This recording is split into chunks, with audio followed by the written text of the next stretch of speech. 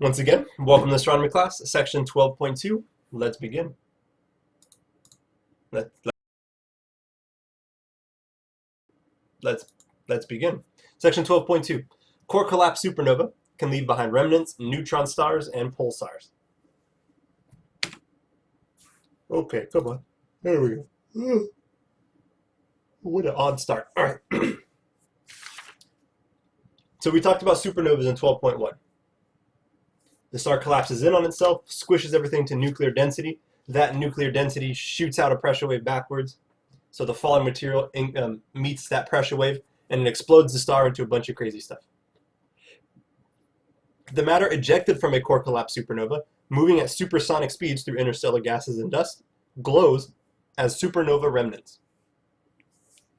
This gas can actually trigger new stars to form if the original star was massive. Remember, we learned in a chapter ago and even 2 chapters ago, if clouds of dust like smack into each other out in space and the clouds of dust are big enough, you can start a star with that. That's how stars begin.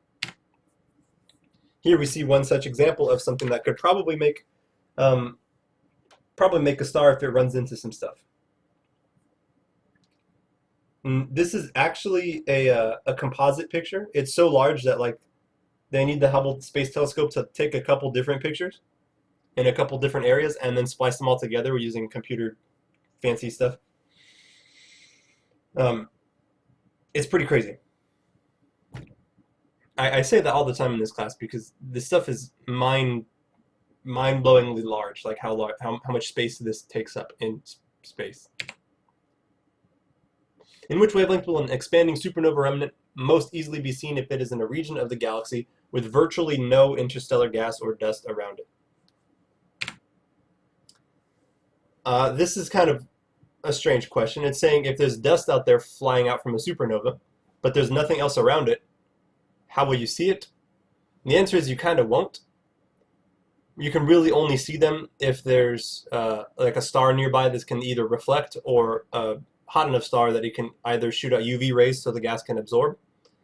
If anything does glow out there by itself or by colliding with very light amount of particles, you'll be able to see it with radio waves. And that's about it.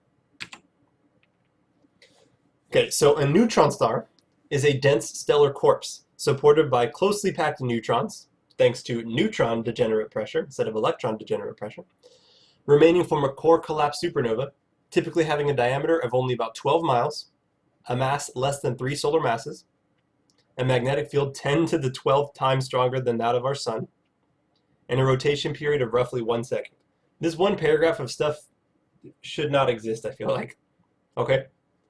So the supernova happens, the core is still there, and the core is so dense that it's held up by neutron degenerate pressure instead of electron degenerate pressure. Because remember, we squeezed the iron so hard, it broke up into its individual subatomic particles. All those guys combined into just neutrons. So it's just a ball of neutrons that is 12 miles wide. A ball of neutrons 12 miles wide. That does not make any sense. That's insane. It's smaller than 3 times our sun. So it's let's just say 2.5 times the size of our sun, right? The mass of our sun, I should say, because it's only 12 miles in diameter. So we get 3 suns, squeeze it into 12 miles, and that's how weird this neutron star is. A magnetic field 10 to the 12th time stronger than that of the sun. That's a huge number. And a rotation period of roughly 1 second. Now think about that for a second. Right now, the Earth's rotation period is 365 days. Okay? If you try to spin around every one revolution for 1 second, you're going to get dizzy really fast. You probably can't even keep it up for very long. So think about this. An object that weighs 3 times the amount of the sun spinning around a complete revolution in 1 second. That has to be insanely fast. Insanely fast to be able to do that. The only reason why it can do that is because it's so dense. The only reason why it can do this is because it's already weird in another way. It's so dense that it's keeping all of that angular momentum of the original star that was spinning. You just smush it down to a smaller area, and now that has to keep the same momentum, which means smaller area has to spin a lot faster. A lot faster. That's why the rotation is only 1 second instead of, a couple of years or something like that. This is a picture in New Mexico. An 11th century structure in New Mexico shows a 10-pointed star next to a crescent. They were able to actually kind of cross-reference this, and a Chinese astronomer also noticed this around the same time, which is not anywhere near New Mexico if you need to brush up on your geography. So whatever this object was, we're pretty sure it's a supernova because it lasted for a kind of like a temporary amount of time, but everyone saw it enough to make an impact that Chinese astronomers wrote it down, and people in New Mexico wrote it down on the side of a building or whatever. That's how bright and how intense these things can be. So imagine we're back in the 11th century.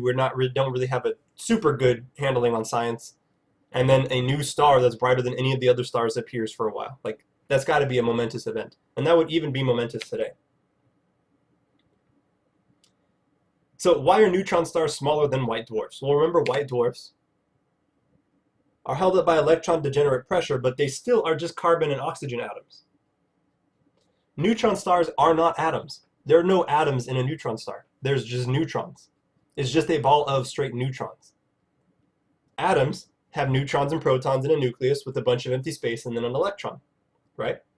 Neutrons don't have that. It's just a ball of neutrons.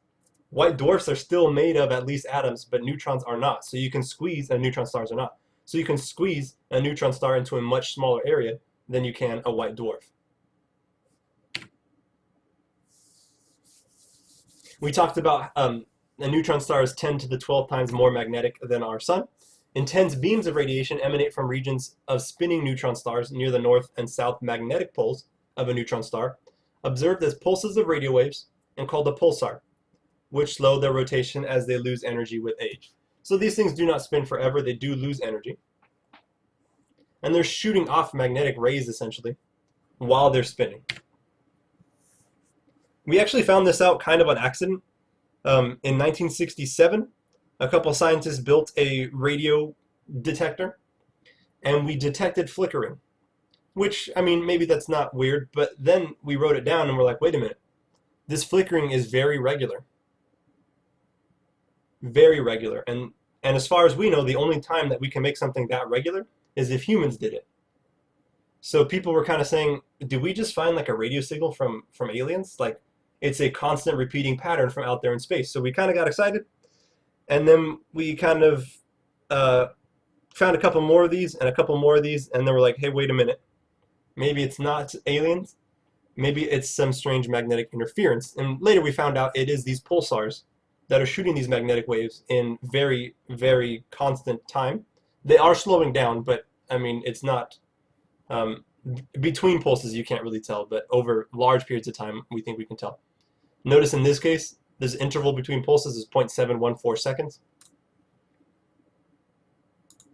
So I'm going to use this little cupcake guide that's been in the back right here for pretty much all my videos to help kind of explain what's happening. So imagine this is the North Pole of a neutron star, and it's going to be pointing at you guys on Earth. So as this thing is spinning, if it's spinning like this, you don't get hit with anything until it goes right there. Once it's right there, this magnetic ray hits you, and then it doesn't, and then it hits you, and then it hits you, and then it hits you. So it's rotating not in the same direction that its magnetic north and south pole are, which isn't unusual. That happens to some stuff. So you only see it once this north pole is pointed at you.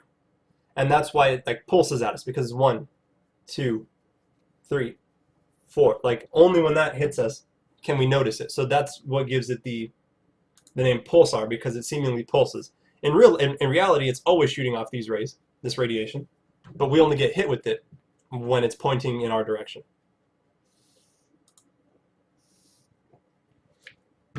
So that's a pulsar, but then you might have said, well, where do we make the difference? Like, what's the difference between a pulsar and a neutron?